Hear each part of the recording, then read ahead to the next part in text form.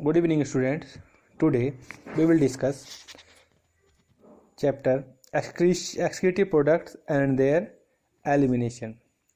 हम बात करेंगे क्योंकि जितने भी हमारे एक्सक्रीशन होता है वो नाइट्रोजनस जितने कंपाउंड होते हैं उनका एक्सक्रीशन होता है. अब बात होती है यूरिन फॉर्मेशन की. The formation of urine is the result of the process like glomerular filtration, reabsorption and secretion. These process occurs in different parts of nephrons. Glomerular filtration, the first step of urine formation is the filtration of blood. It carried out by glomerulus. That is why this step is called glomerular filtration. Kidney filter about 1100 to 1200 ml of blood per minute, which constitutes roughly 1:5 of the blood pumped out each ventricle of the heart in a minute. The glomerular capillary blood pressure causes filtration blood through three layers: endothelium, glomerular blood vessels, epithelium, Bowman capsules, a basement membrane present within the above mention of two layers. अब बात चलती है इसमें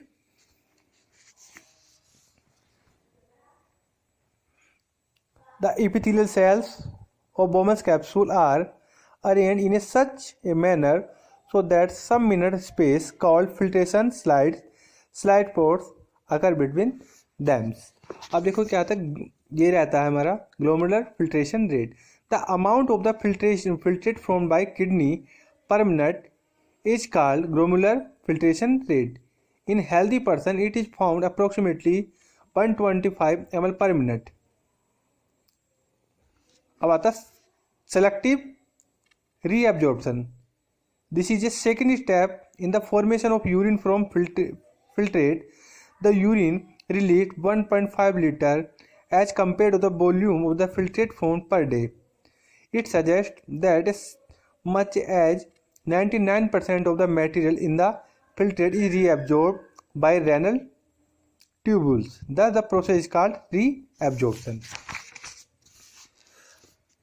अब बात आती है tubular secretion.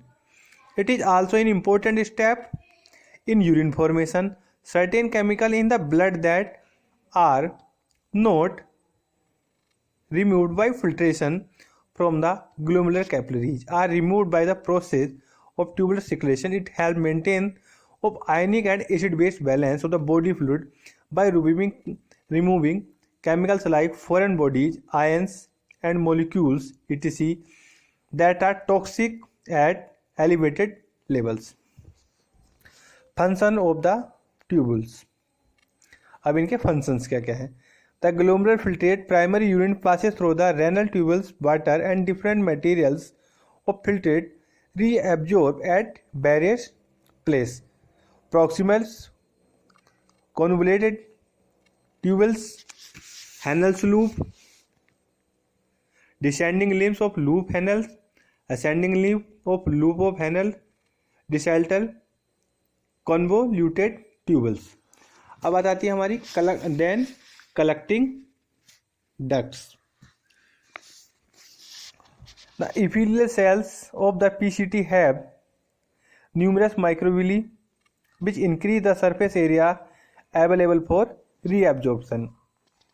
The process of reabsorption, mostly 65%, take place within PCT. PCT also helps in the absorption of SCO3 from the filtrate. Henle loop reabsorption is Henle loop is minimum. Beside this, it play an important role in maintaining the higher osmolarity of medullary intestinal fluid. अब descending limbs आ जाएगा और इसमें दो portion दिए हुए हैं. There are two follows, descending and ascending order. Water is reabsorbed here due to the increase the osmolarity and intestinal fluid, but sodium and other electrolytes are not reabsorbed. Ascending limbs and loop Henles. These segments impermeable to water but permeable potassium, calcium and sodium and partially permeable to urea. अब बात आती है हमारी इसके बाद distal convoluted tubules. Active reabsorption of sodium ions and filtrate take place under the influence of aldosterone. बात अब आती है हमारी collecting duct. This ducts extend from cortex of the kidney to the inner part of the medulla and is highly permeable to water. Thus, considerable amount of water is reabsorbed here under the influence ADH produce concentrated filtrate. अब बात आती है हमारी osmo regulation. अब osmo regulation होता क्या है? The composition of body fluid is influenced more by the output through the kidney than by the intake by the gut. Therefore, the kidney as an important guardians of the internal environment by means that regulate the production of urine from blood. The nephron carry out the dual process excretion and osmoregulation. अब देखो बात चलिए हमारी excretion various controlling disorders, excretion various controlling mechanism and disorders, counter current mechanism.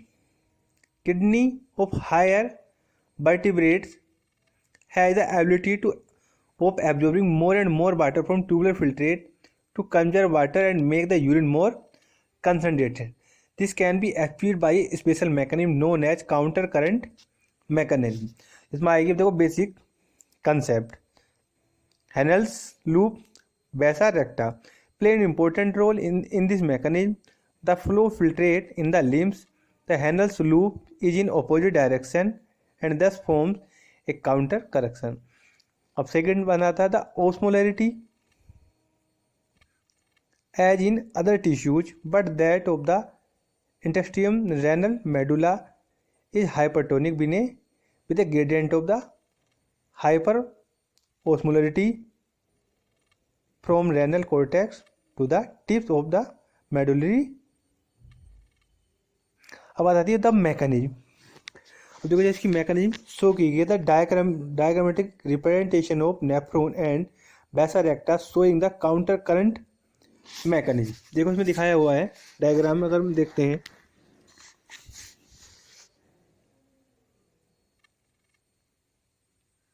Glomerulus, बोवन capsules, cortex, urine, ये nephron दिखाया हुआ है. 300, 400, 600, 800, 1000, 1200 और इसी प्रकार दिखाया हुआ है. यहाँ से ये एस्टो यूरिन का दिखाया है. एंड देन वैसा रिएक्टर, इसमें क्या है 300, 400, 600, 800. अभी क्या है डाउन, और यहाँ से इसका होता है डाउन होना स्टार्ट हो जाता है. Regulation of kidney function.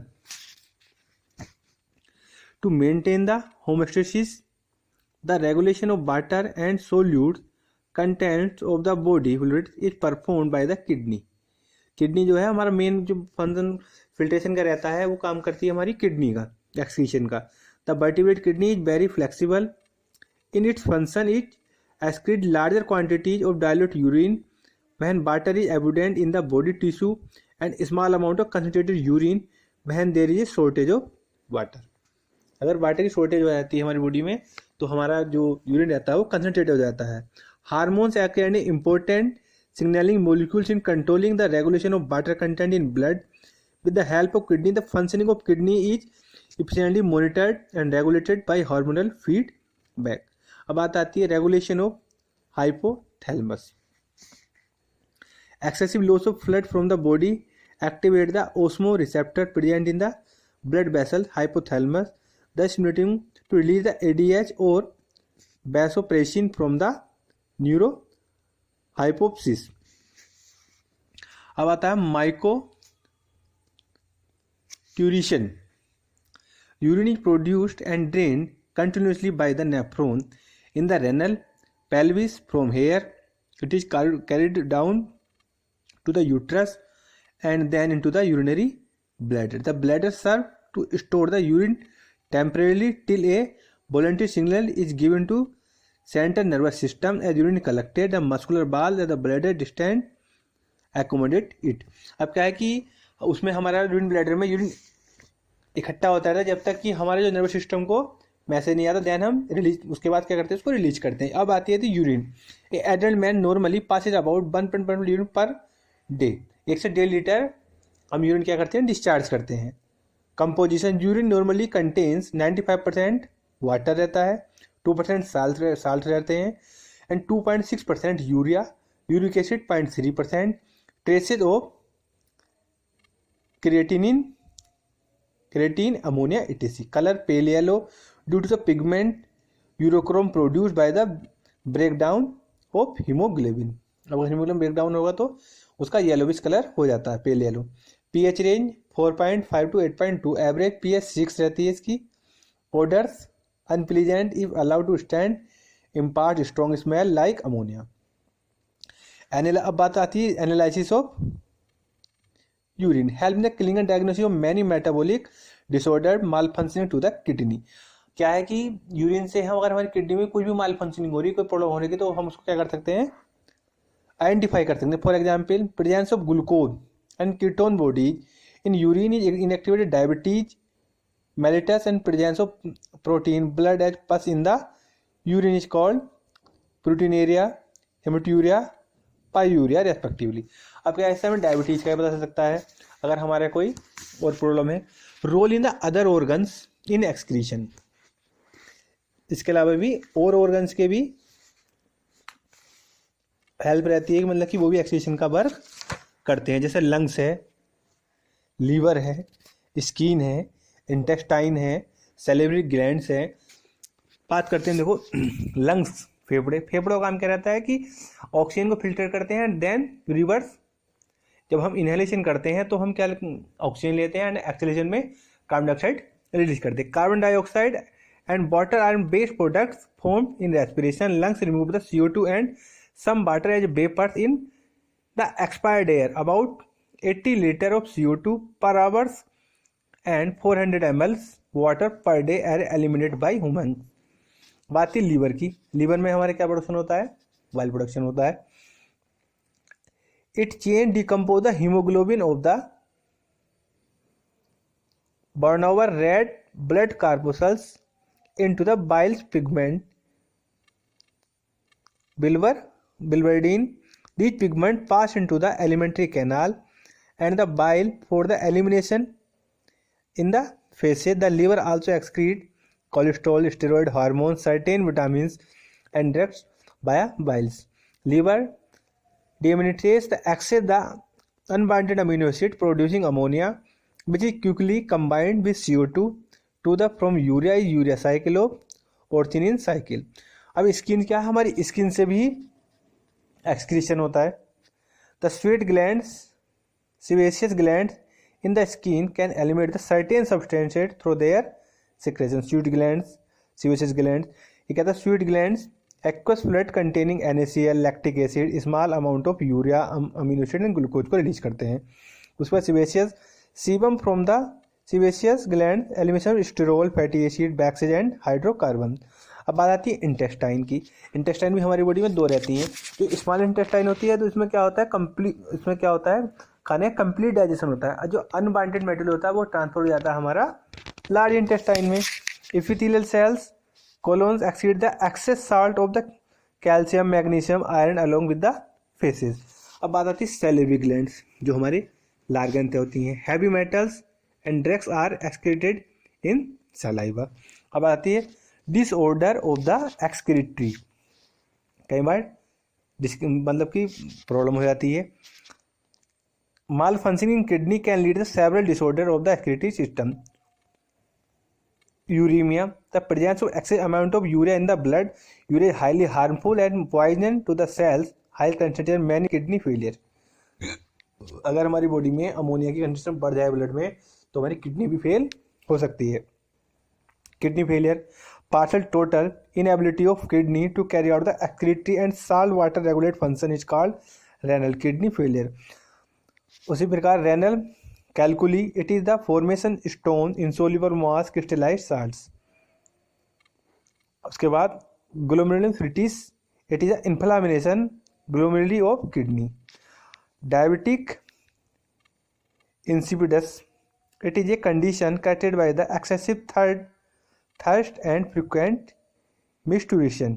The urine excreted in the severely diluted. These are several different types of DI, each which different cause. उसी प्रकार आर्टिफिशियल किडनी, अगर किडनी फेल होती है तो उस केस में अगर आर्टिफिशियल किडनी, अब बात करते हैं आर्टिफिशियल किडनी क्या होती है.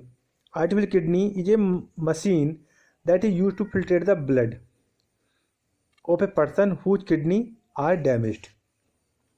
This process is called hemodialysis. It is by the principal dialysis is diffusion of small solute molecule through the semi-permeable membrane. Blood of the patient is pumped from the one of the artery into the dialysis unit. अब बात करते हैं renal kidney transplantation. Renal kidney transplantation, kidney का transplantation कैसे होता है, मतलब grafting of a kidney from compatible donor to restore kidney function in a recipient suffering from kidney failure. क्या होता है अगर किसी किडनी फेल हो जाती है, कई बार में कोई डोनेट करता है किडनी, तो उसको कैसे ट्रांसप्लांट करेंगे. It is a unlimited method of correction acute renal failure. The living donor can be used kidney transplant. It may be identical twins, siblings and close relative to the minimize the chances of rejection by the immune system of the host. To prevent the rejection of transplanting kidney, special drugs are also used which is suppress the recipient immunity system.